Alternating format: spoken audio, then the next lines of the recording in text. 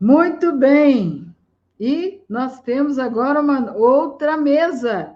Opa, e essa mesa eu estou presente, olha, é o nosso capítulo.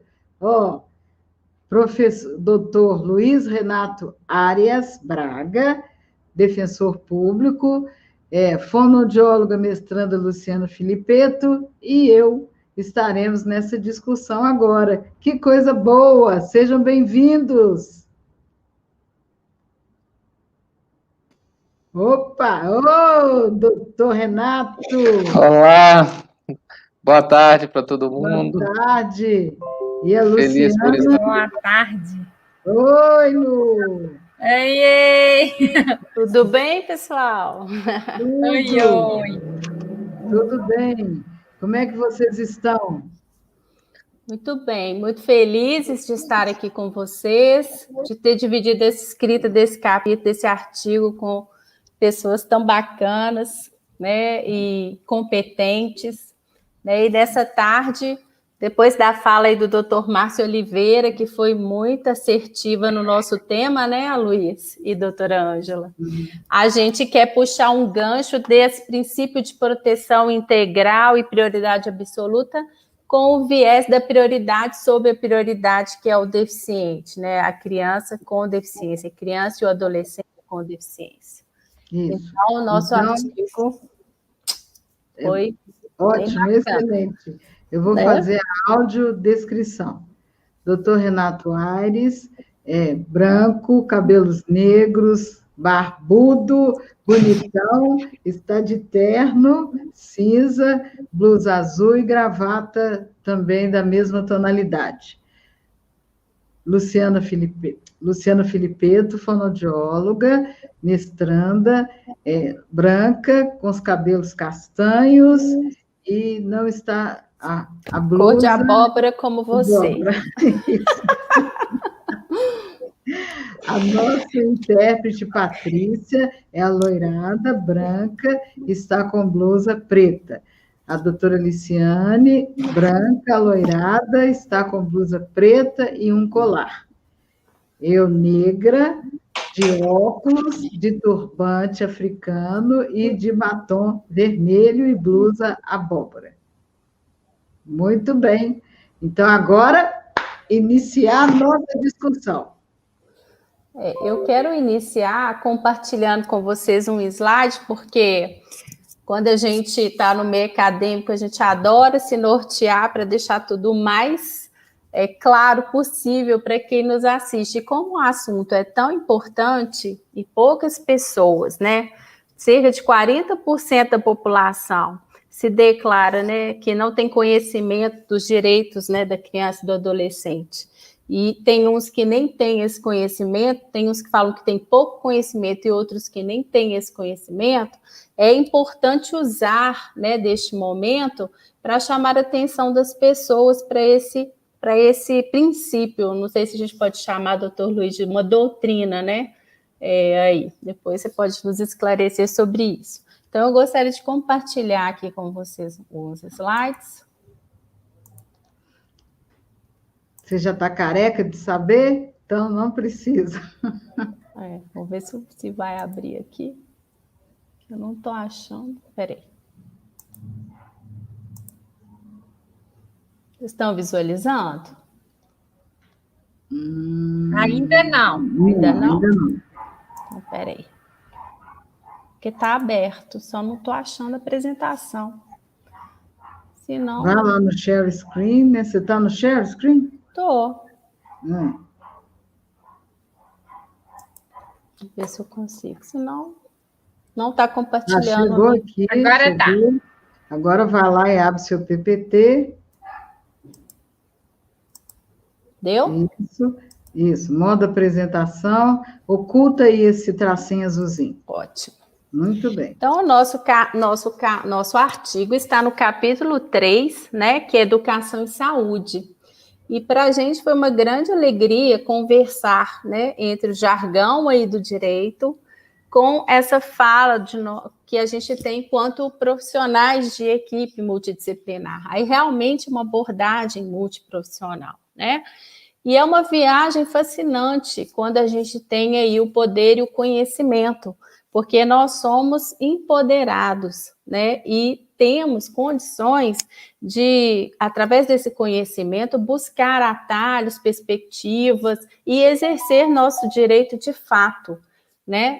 Então, essa charge, para mim, das coisas do passado, ela é muito assertiva, né? Quando ela demonstra essa questão da apropriação do conhecimento.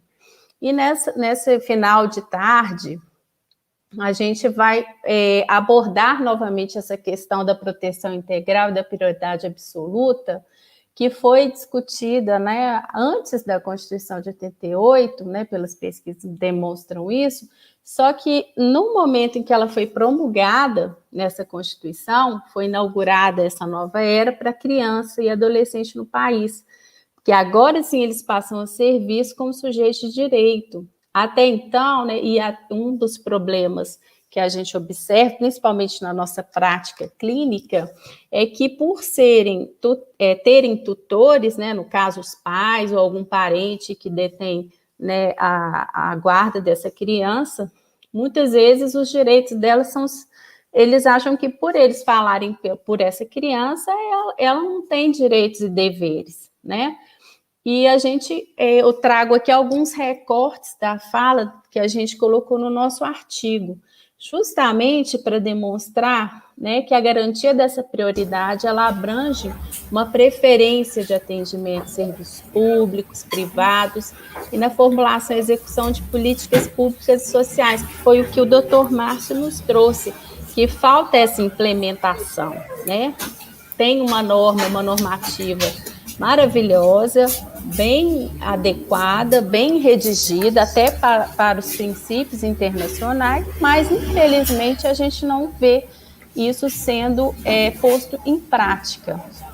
E falar desses princípios de proteção integral, quando a gente fala da criança e do adolescente com deficiência, é chamar a atenção, né, de que eles também precisam da prioridade sobre a prioridade, né? A prioridade seria, né, segundo a lei de inclusão, no seu artigo 9º, né, que a pessoa com deficiência teria o direito a receber esse atendimento prioritário em estabelecimentos públicos, né, no serviço de atendimento ao público, disponibilizando, né, aí as tecnologias assistivas para que eles pudessem trabalhar, né, em cima de uma forma mais assertiva, né, fazendo com que eles conseguissem garantir o atendimento de igualdade de condições com as demais pessoas, né, seria em cima aí da restrição de imposto de renda, de tramitação de processo, porque, segundo eles, essa prioridade é porque essas crianças estão em desenvolvimento e elas precisam de ter assegurado seus direitos para poder desenvolver, né? Então, a gente vê isso muito dentro da nossa prática clínica, que às vezes a gente tem que recorrer até à justiça para garantir um princípio do nosso paciente ser incluído dentro da escola, por exemplo, mesmo sem um laudo, que é um direito dele, né? Então, tem uma série de coisas que a gente, se fosse olhar pela universidade, pela diversidade, a gente não precisaria de certas leis para resguardar essas crianças, né? Então, quando eles falam a respeito desses princípios, dessas normativas que chegam aí através da Constituição e do Estatuto da Criança e do Adolescente, que é o ECA, no caso, é como se fosse uma reparação histórica, né, para esses cidadãos com deficiências. Haja visto, né, que, segundo Santos, em 18, ao longo da história, foram muitos os significados atribuídos à questão da deficiência. Nós temos aí durante a história, né, desde da pré-história, que os deficientes eles eram mortos, eles não tinham direito, não tinham, né, condições. Então, todos esses, é como se fosse esse resguardo. E essa política passa desde um preconceito e estigmatização pelo assistencialismo, depois vem pela caridade e chegamos hoje a esse enfoque inclusivo, né?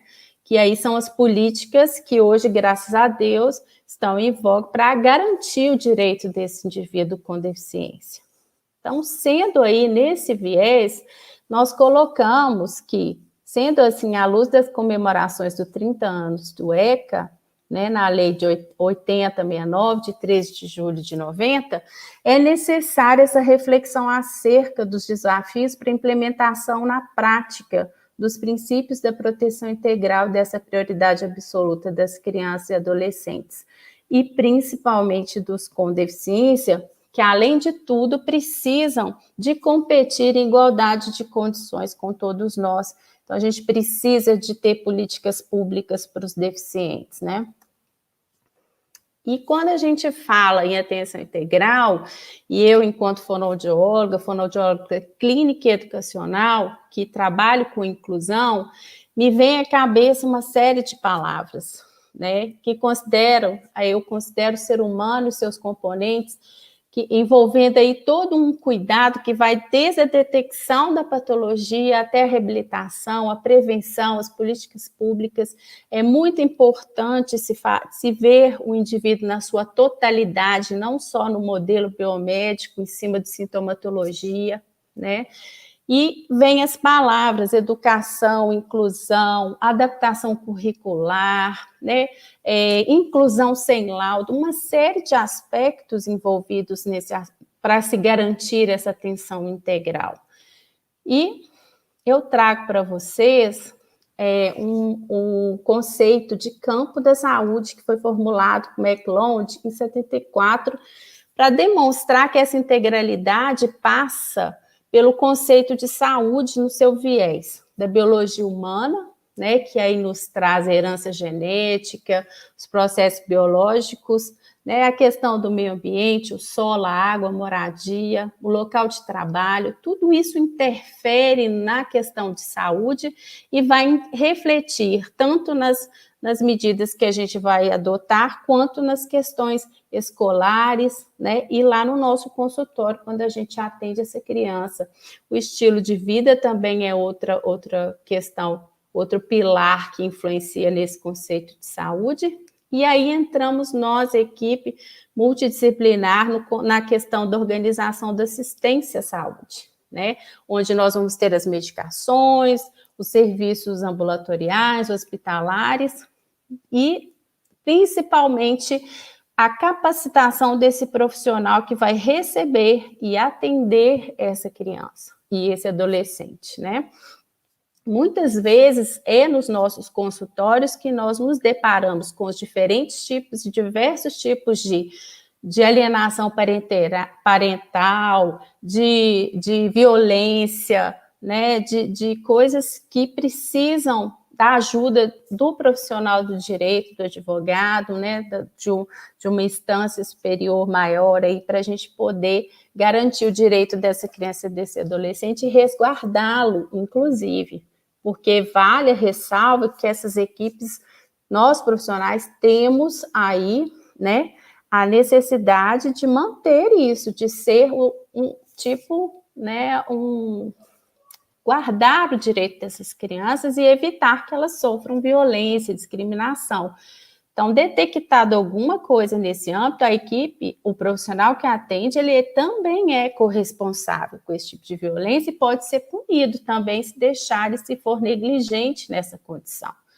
Então, uma equipe multidisciplinar, ela nunca vai ser uma equipe fechada, porque dependendo da patologia, eu vou escolher os tipos de profissional que vão estar desempenhando aí comigo o trabalho com essa criança, de preferência numa abordagem biopsicossocial, né, que já é um modelo que vem lá desde 1948, que pega tanto o modelo biomédico quanto o modelo social, né, que traz esse conceito do campo de saúde e o conceito que foi incorporado pelo OMS, quando diz que saúde é uma questão de bem-estar social, emocional, né, que relacione, que fala aí no campo político, econômico, cultural também.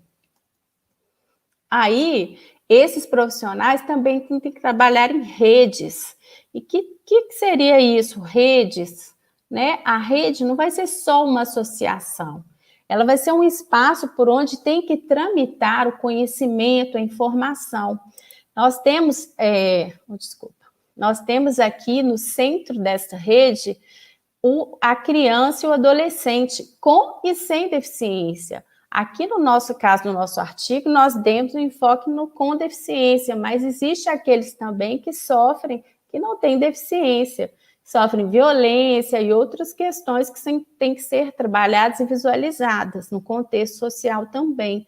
E cada um desses bonequinhos é um profissional que faz parte dessa equipe que deve assistir esse indivíduo, proporcionando a ele condições, ferramentas, desenvolvendo tecnologias assistivas, seja lá o que for, normativas, para que ele possa concorrer em igualdade de condições com todos os cidadãos brasileiros.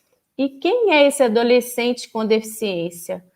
Esse adolescente com deficiência, segundo aí a Lei Brasileira de Inclusão, é a pessoa que tem impedimento de longo prazo de natureza física, mental, intelectual, sensorial, que tem dificuldades, barreiras, né?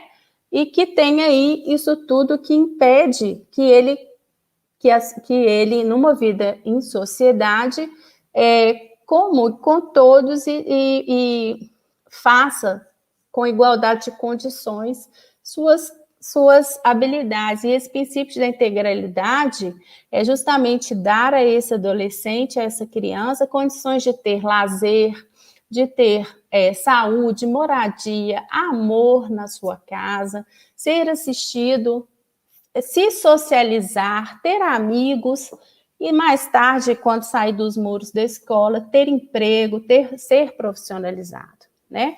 Então, eu trouxe aí o Vitinho, que é uma criança, que agora é um adolescente. Eu agradeço a família por deixar eu pôr, né, a imagem dele aqui, trazer para vocês que ele tem uma vida normal. E é assim que tem que ser, porque nós temos que empoderar, tornar nossos pacientes, alunos, crianças, super-heróis, né? Mostrar a elas que elas são amadas, que ela tem que compartilhar essa vida em sociedade, e é dever da sociedade, escola e família, atribuir isso para que essas crianças tenham esse papel aí pré-estabelecido, né? E o Estatuto da Criança e Adolescente ainda aduz em seu artigo 5 que nenhuma criança ou adolescente será objeto de qualquer forma de negligência, discriminação, exploração, violência, crueldade, opressão, né? Punindo na forma da lei qualquer ação, qualquer omissão aos seus direitos fundamentais. Então, fica aí a chamadinha para nós, profissionais, professores, porque muitas vezes somos nós, em nossos consultórios e salas de aulas, que vamos detectar, né, essas infrações, essas negligências e discriminações, né? E para terminar minha fala, porque o tempo é pequeno, eu queria, né, agradecer, inclusive, por estar aqui hoje.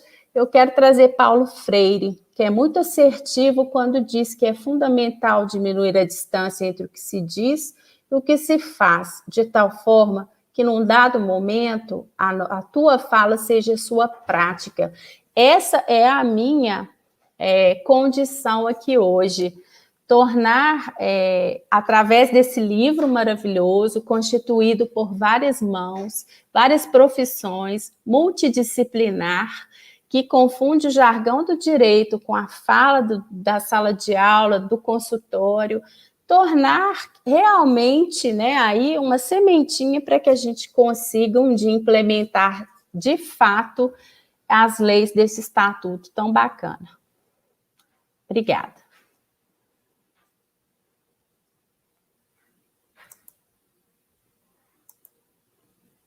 Já emendo aqui? Pode emendar. Tá, já coloquei meu cronômetro aqui para não passar dos 15 minutos também. Porque é muito rápido. É muito rápido. E muita informação.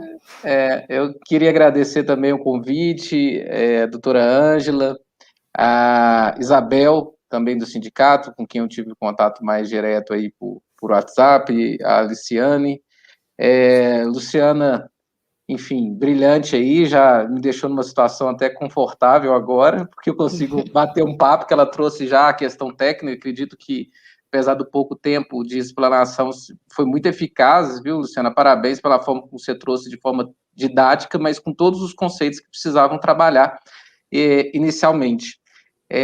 A Fabiana, intérprete de Libras, queria agradecer também, e fazer a referência que meu sinal para a comunidade surda é o R e a franja, tá? Já teve a audiodescrição, acho que nós estamos aqui já no formato acessível para todos e para todas, né?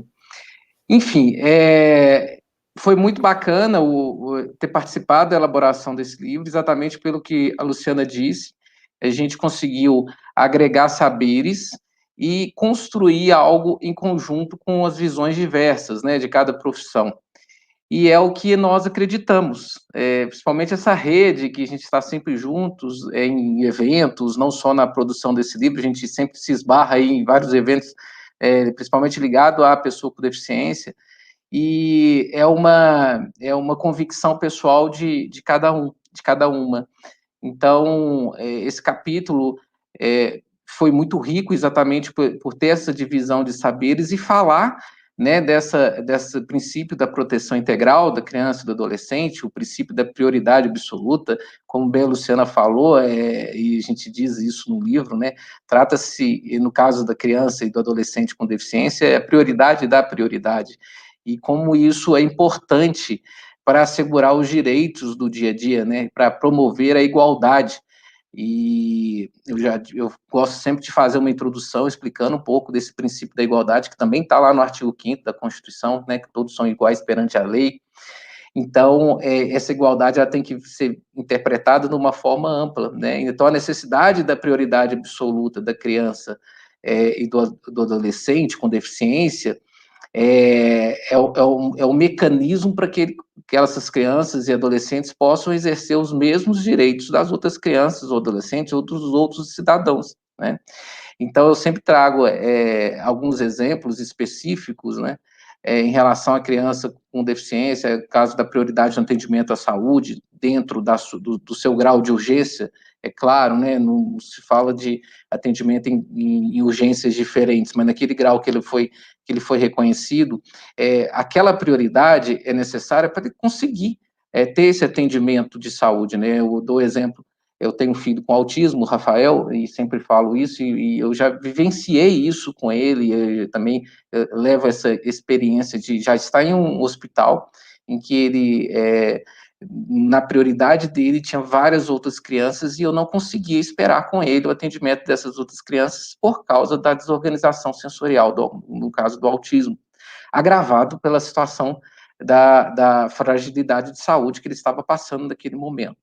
E aí um despreparo gigantesco na recepção do hospital, um hospital de nome de Belo Horizonte, assim, que deveria ter esse conhecimento, né? E, enfim, identifiquei como cidadão, não resolveu, e aí eu identifiquei como defensor público, e me encaminharam lá para outro setor e tudo, mas aí eu já chamei a Polícia Militar, fiz o boletim de ocorrência para tomar as medidas agora institucional, né, como profissional, como defensor público. Porque nesse caso aconteceu comigo, mas quantas outras pessoas que não têm esse acesso facilitado, ou quando vai chamar a polícia vai chegar depois de 1, 2 horas, porque entende, na grande maioria, que às vezes uma ocorrência é menos importante, enfim. E no meu caso, como eu pedi o apoio policial para a minha profissão, veio bem rápido, e aí eu fiquei com mais raiva ainda, eu gosto de colocar esse exemplo, porque depois do barraco, isso minha esposa, eu estava com a minha esposa e com o meu outro menino, que é o André, que hoje tem 5 anos, que não tem autismo.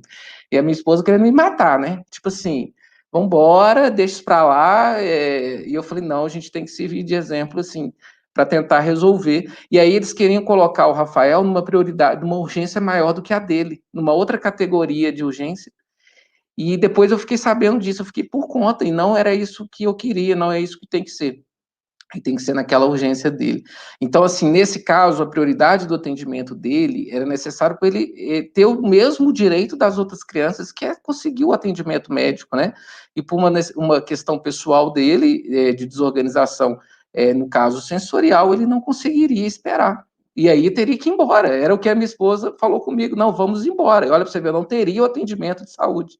Então, não é nenhum ato de caridade ou de benevolência, é um mecanismo para que as pessoas, as crianças, os adolescentes com deficiência, no caso, nós estamos falando bem específico, possam usufruir dos mesmos direitos que a população em geral. Mesma coisa, a questão no supermercado, a necessidade de atendimento preferencial, e por aí vai também todos os atendimentos.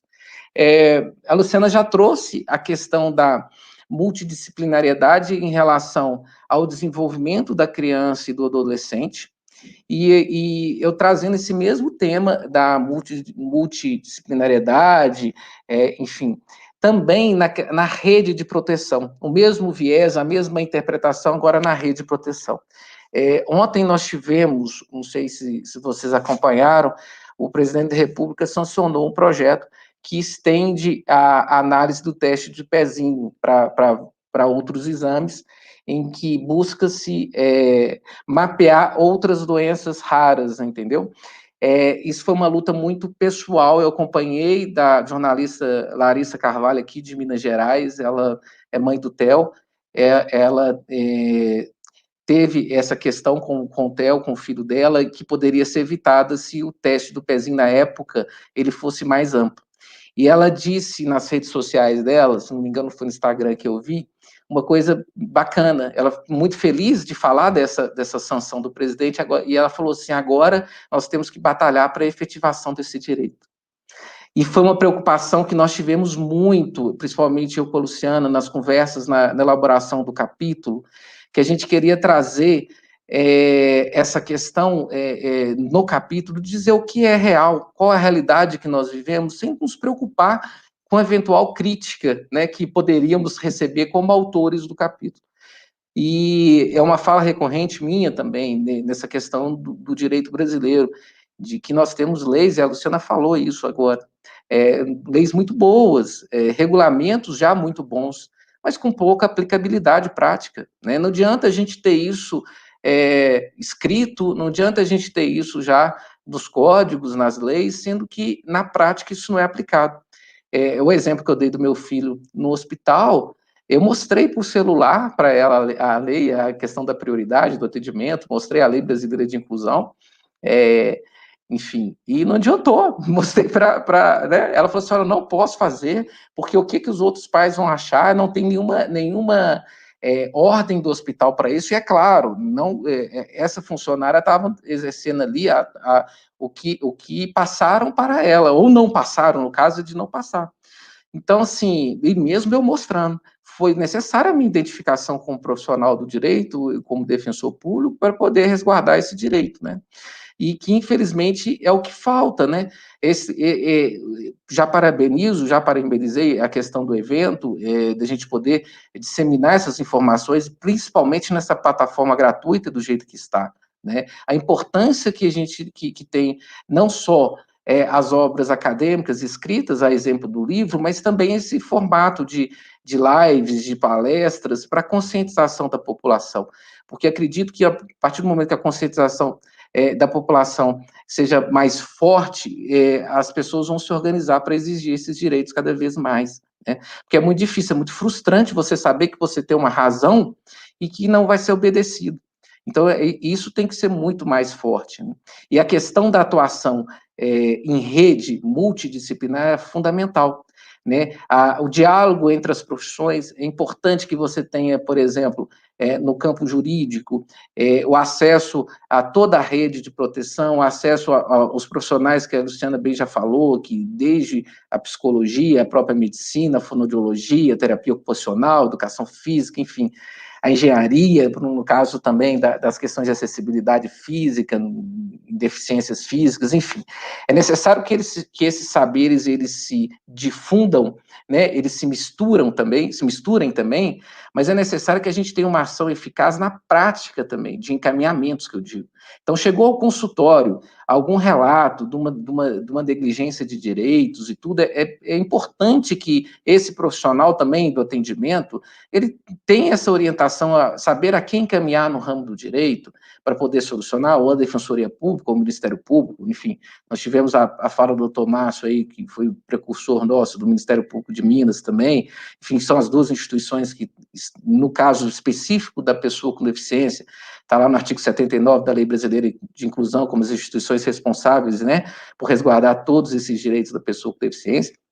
Então, é importante que esses profissionais, eles saibam do caminho jurídico para que esses direitos eles sejam respeitados, porque muitas das vezes não chega ao sistema de justiça essa demanda, ou quando chega, já chega de forma judicializada, né, através já das ações judiciais, e não é o nosso enfoque, né? A gente precisa de resolver as situações, principalmente a resguardar os direitos da pessoa com deficiência, principalmente no caso da prioridade absoluta da criança e do adolescente, com agilidade, com eficácia. Eu vou dar um exemplo da escola, que eu sempre coloco também. É uma escola que nega, por exemplo, a oferta do profissional de apoio escolar. Se você precisar judicializar isso, até você conseguir uma decisão judicial, e isso pela necessidade do processo civil, e não é uma demora injustificada, mas é pela questão da norma processual, até você conseguir esse profissional de apoio, o ano letivo já passou, né? Ou parte dele, grande parte dele, e a eficácia disso é nenhuma, né? Essa escola precisaria trabalhar a conscientização, né? A conscientização, o porquê dessa negativa, né? Isso considerando que a negativa é de forma injustificada, tá, gente? Considerando que a escola esteja errada. Então, é preciso trabalhar essa conscientização, é preciso trabalhar essa atuação extrajudicial, principalmente aí trazendo para essas duas instituições básicas aí, que, como eu disse, que são responsáveis por resguardar esses direitos, do promotor de justiça, do defensor público, de atuar diretamente, né, na conscientização e na exigência de que esses direitos sejam respeitados de forma extrajudicial, né, sem a necessidade de uma contenda judicial que é morosa e desgastante. E aí, na grande maioria das vezes, quem paga por essa demora é a criança e o adolescente com deficiência, né? É aquele estudante, são as famílias, eu me coloco no lugar, né? Enfim, coloco no lugar de familiar também, que é extremamente desgastante, frustrante você ter que buscar o reconhecimento de um direito que já é legítimo e cristalino na lei. E que deveria ser sequer questionado, ele deveria ser espontaneamente cumprido, sem precisar de eu exigir. E ainda mais no caso em que eu exijo o cumprimento, mostro a lei, mesmo assim não é cumprido, eu tenho que identificar, como uma das pessoas acabou de colocar no comentário aí, realmente, o que, no meu caso, fez com que eu tivesse o atendimento foi o fato de eu exercer um cargo público de relevância. E às vezes por temor do hospital, mas isso não é certo, a gente não tem que cumprir a lei por temor, né? Infelizmente, isso é uma realidade muito do Brasil, que é uma realidade que nós devemos superá-la, né? O direito ele deve ser cumprido por conscientização, ainda mais nestes casos em que a gente não está pedindo nada demais, a gente não está pedindo, a gente está querendo somente exercer os mesmos direitos de todo mundo. Então, é absurdo. Eu me senti muito mal naquela situação e por isso que eu tomei essa postura de agir profissionalmente, que eu poderia, se fosse uma questão, vou abrir esse parênteses, só pessoal, eu não chamaria a polícia. Eu ia identificar, ia resolver, ia atender meu filho, tudo bem, mas não. Né? Eu tenho que servir de modelo para outras pessoas e que bom, entre aspas, aconteceu comigo, que eu pude exercer a autoridade do meu cargo e a atuação que eu faço no dia a dia na rede de proteção da pessoa com deficiência, que vai favorecer também outras famílias que não têm, né, essa função que eu tenho aí dentro do sistema de justiça, dentro da Constituição. E isso, assim, e tudo que eu faço, eu faço como cidadão primeiro, exatamente para ver o limite de que as coisas aconteçam e para poder agir depois de forma até mais forte e enérgica, porque a gente não tem que discutir, a gente não tem que negociar os direitos das pessoas, né? Direitos são inegociáveis.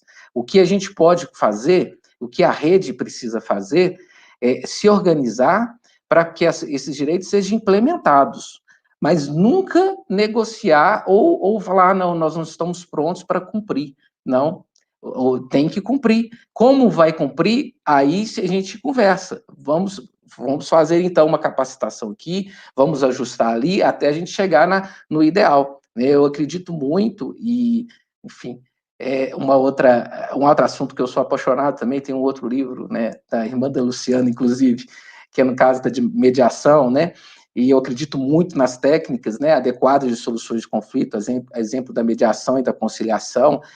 A gente pode caminhar muito para que a gente resolva os problemas, as contendas, de forma produtiva e que, na conversa, a gente consiga conscientizar e envolver com a solução de certos problemas.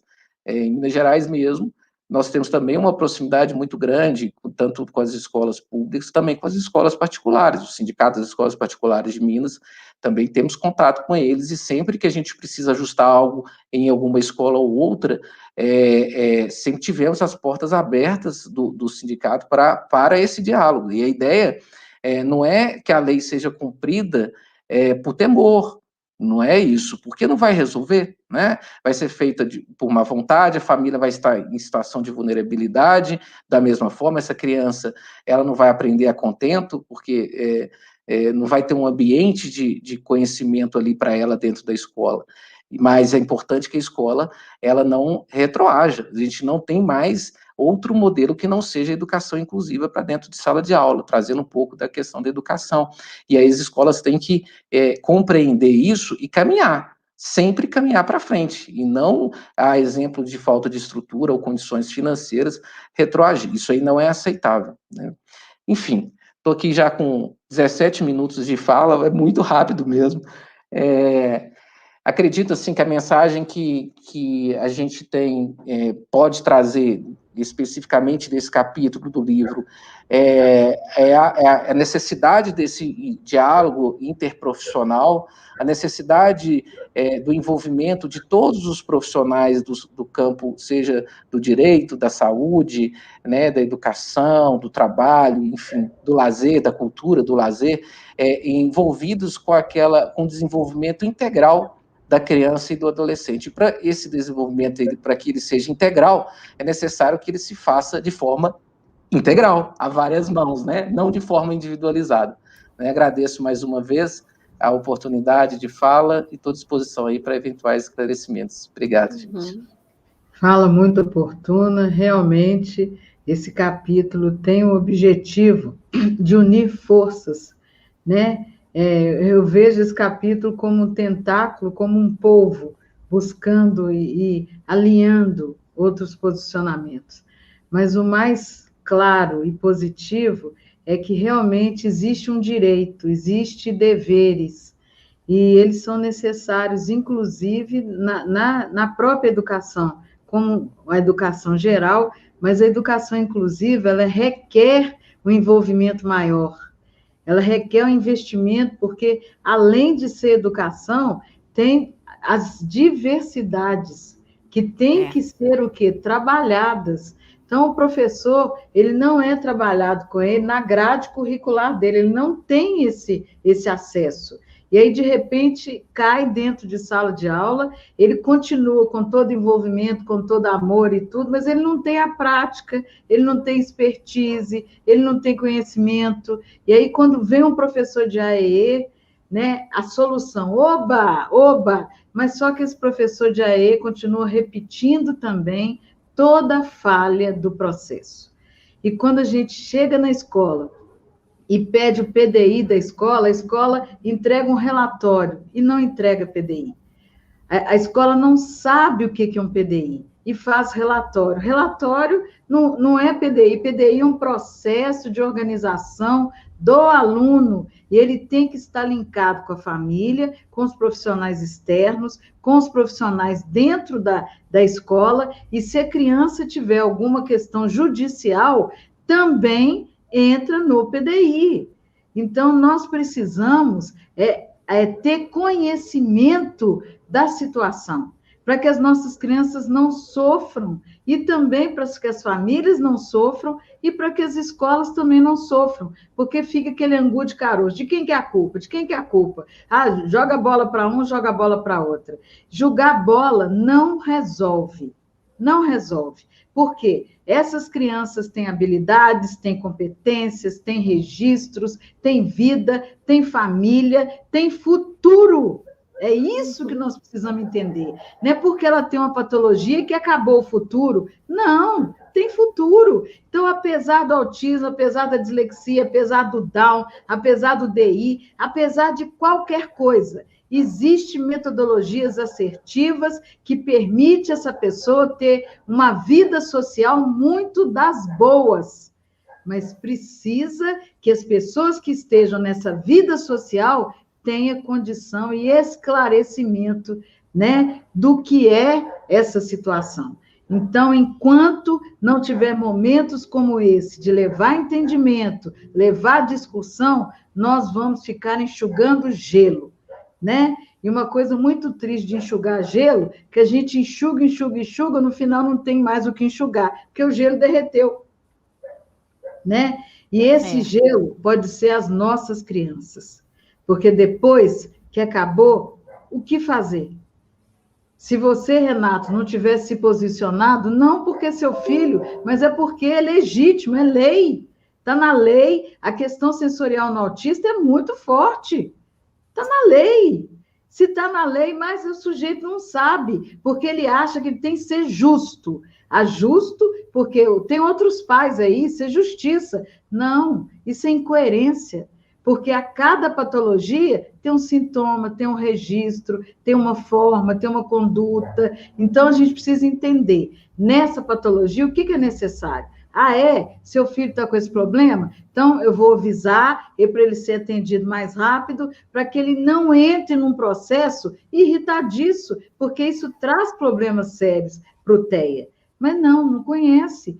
Fica tudo no mesmo balaio, tudo no mesmo saco, tudo na mesma inexperiência, e depois fala-se que a escola é ruim.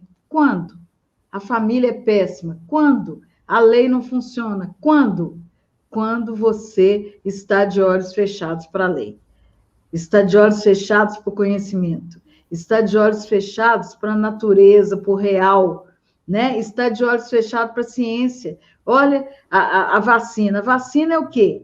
Ciência. Né? Todo mundo falando, a ciência. Mas precisou de quê? Estudo. Precisou de parar. Precisou de raciocinar.